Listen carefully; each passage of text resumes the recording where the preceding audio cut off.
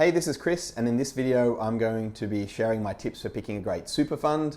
It's something that I've done a lot of research on over the last 9 years, having compiled all of the data for our annual Fat Cat Funds report and trawled through the performance of thousands and thousands of super funds in Australia, and this is what we've found out. So tip number one is pick a fund with low fees. Now, anyone that's read our Fat Cat report will see this repeated year after year after year. Every year we find funds with higher fees do worse than funds with lower fees. And I know it's counter to probably a lot of other areas in your life where you pay more for higher quality and you pay more for better products. When it comes to investing, when you pay more, you get less. So I think all super funds should be charging less than 1% per year as a total cost.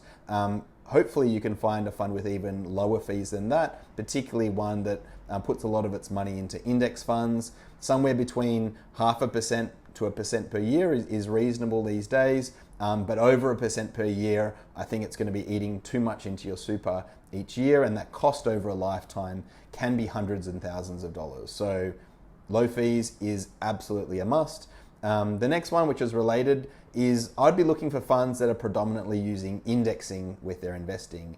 And the reason for this is, like any other profession, I want to trust professionals that actually read the science and data behind their profession. And all of the science and data behind investing shows that indexing almost always, over the long run, does better than active management.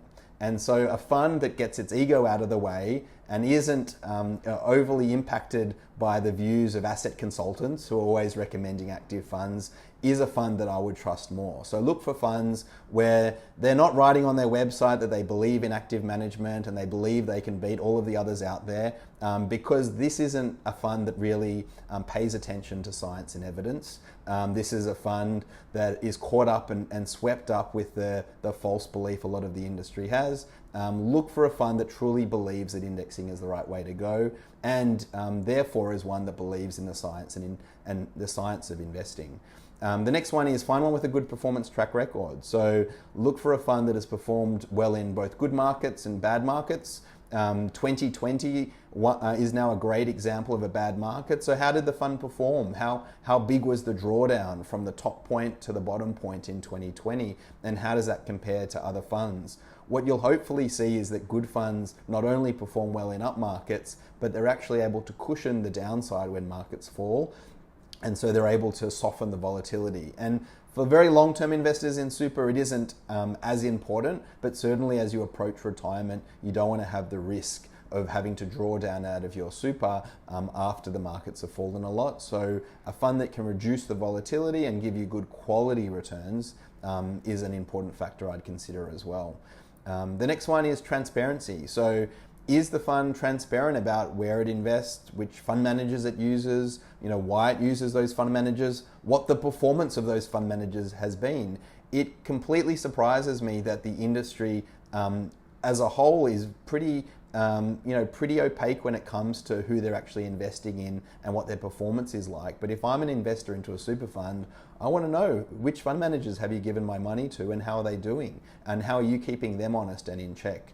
And it's something I'd love to see more super funds do more of, is actually sharing the results of their funds that they've chosen rather than hiding it and wrapping it up into their own communications and trying to hide that from the end members. And the next one is related to that, which is there are more funds these days that are investing into unlisted assets. It's something I've been quite critical around, particularly in March 2020, because these assets were marked to market very slowly, and it gave people who are in the know the opportunity to get out quicker, which is very unfair for other members. As it's happened, it's come out now that the regulator is investigating a whole bunch of executives and directors of super funds who are investing into unlisted assets and switched out of these funds just before they were marked down in value. Now, if you're involved in one of these super funds and are doing this, it's completely unethical. I don't understand how this is not illegal, but therefore the transparency around how unlisted assets are valued, how they're managed, how that information flows through is something I'd be asking from my fund to make sure that as a member, my interests are looked after and that other executives and people within the fund aren't front running the valuation of some of these unlisted assets to do themselves better, but ultimately harm the interests interests of other members. And the final tip I'd have for picking a great super fund is think about other things that might be important for you and make sure that fund has those things. So for some people, it's a great insurance policy. Super is an area where for a lot of people, buying life insurance is more tax effective. So if life insurance is important for you, you're at that life stage or it's relevant, find a fund that has competitive life insurance. What about digital experience? If you're someone that wants to log in and have a great digital experience, understand what their dashboard looks like, how often their portfolios are updated, what sort of education and materials they're providing to their members. For some people it might not be as relevant, but I know a lot of my friends are really interested in learning about investing, and so finding a fund that actually is educating them and helping them understand what's going on is important. And then another example of this is personalization. So, we're seeing more funds out there these days that allow their members to personalize their investing. It could be to align to your, personal ethics and values, and, environmental, values are one that a lot of funds are now being more supportive of being able to incorporate into the funds.